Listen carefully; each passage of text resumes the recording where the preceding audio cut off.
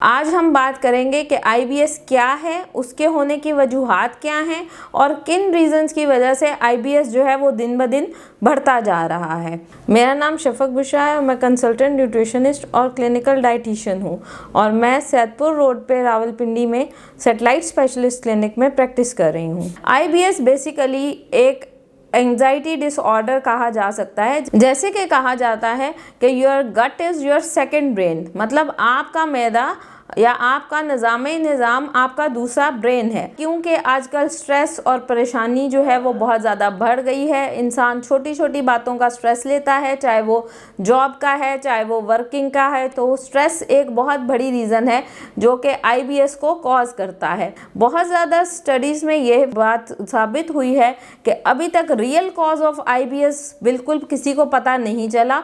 IBS basically anxiety से related है। जिन लोगों को एंजाइटी डिसऑर्डर्स हैं या जो ज़्यादा स्ट्रेस मैनेज नहीं कर पाते, अपनी रोज़मर्रा की जितनी भी स्ट्रेस लेवल्स हैं उनको मेंटेन नहीं कर पाते, तो उनको ये आईबीएस का मसला जो है वो लाहक होता है। अब हम इसको देखते हैं कि ये किन वजूहात की वजह से आईबीएस हो जाता है। सबसे पहले जिस चीज़ को मैं डिस्कस करूँगी वो आपका स्ट्रेस लेवल्स हैं। आपको अपने स्ट्रेस को मेंटेन करना है। आईबीएस में क्या होता है, कुछ लोगों को कॉन्स्टिपेशन होना स्टार्ट हो जाती है कि स्ट्रेस की वजह से आपका मैदा जो है वो डिस्टर्ब हो रहा है और उनको गैस, ब्लॉटिंग और कॉन्स्टिपेशन की तरफ जाते हैं। और कुछ लोगों को इसी वजह से डायरिया और लूज स्टूल्स और पेट में दर्द, ब्लॉटिंग वगैरह स्टार्ट हो जाती है। और एक आईबीएस की ऐसी किस्म है जिसमें आपको कभी कॉन्स्टिपेशन है और कभी लूज स्टूल्स हैं। तो ये तीनों चीज़ें जो हैं वो किसी भी पेशेंट में कभी भी आ सकती हैं, लेकिन इसकी मेन लीड कॉज जो है रिसर्चेस के मुताबिक आपका स्ट्रेस और एंग्जाइटी है। आईबीएस में और आईबीडी में क्या डिफरेंस है हम इसे देखेंगे। आईबीएस जो है वो इरिटेबल बाउल सिंड्रोम है जो कि आपको कुछ सिम्टम्स दे रहा है। जब आपका आईबीएस जो है वो बढ़ता चला जाता है, 3 महीने से ज़्यादा या 6 महीने से ज़्यादा प्रोलॉन्ग करता है, तो वो फिर इरिटेबल बाउल डिजीज़ बन जाता है और आपको उसके लिए प्रॉपर जो है वो मेडिकेशन वगैरह लेनी पड़ जाती है। अब हम बात करते हैं कौन कौन सी ग़िज़ाएँ हैं जो कि आईबीएस को कम करने में या ख़त्म करने में हेल्प कर सकती हैं। सबसे पहले तो आप लोगों ने कोशिश करनी है कि आप लोग जैसे जौ का दलिया है उसको अपने नाश्ते में और दिन में 1-2 दफ़ा खाने में इस्तेमाल करें।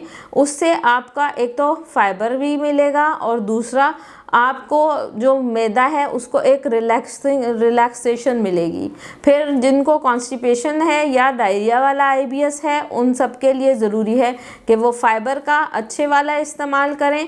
अपनी खुराक में फ़ाइबर को इसबगोल के छिलके के फॉर्म में भी इस्तेमाल किया जा सकता है और वो डिफरेंट ग़िज़ा के अंदर जिस तरह छान वाला आटा या इस तरह की चीज़ें जो हैं उससे भी जो सॉल्युबल फाइबर्स होते हैं वो इस्तेमाल करके भी आईबीएस को कूप कर सकते हैं या उसको बेहतर बना सकते हैं। कुछ लोगों को आईबीएस की वजह से लैक्टोज इंटॉलरेंस हो जाती है कि वो दूध और दूध से बनी हुई चीज़ें अगर खाते हैं तो उसकी वजह से आप पेशेंट्स को प्रॉब्लम होना स्टार्ट हो जाती है।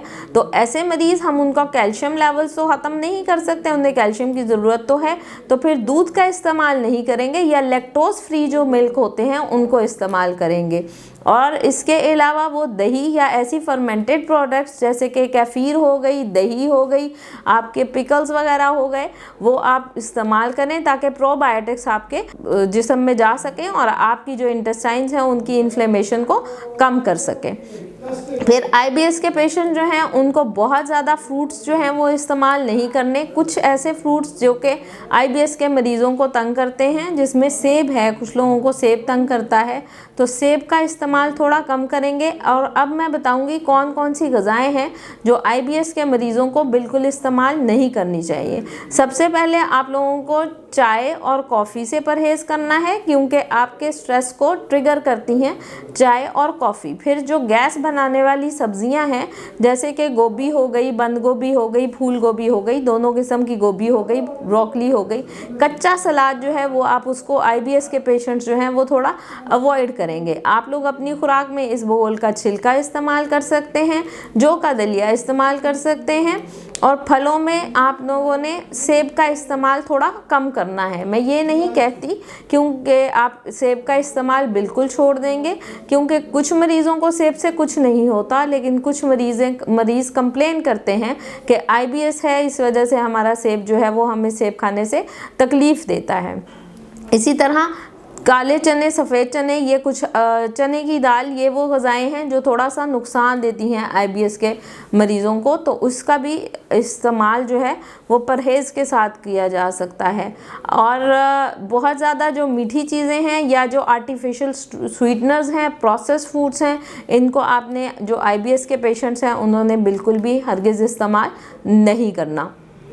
कौन कौन सी ग़िज़ाएँ आप लोग इस्तेमाल कर सकते हैं? सादा वो ग़िज़ाएँ जो कि आपको कुदरती मिलती हैं। एक तो सब्जियों को आपने पका के इस्तेमाल करना है, जितने भी IBS के पेशेंट्स हैं।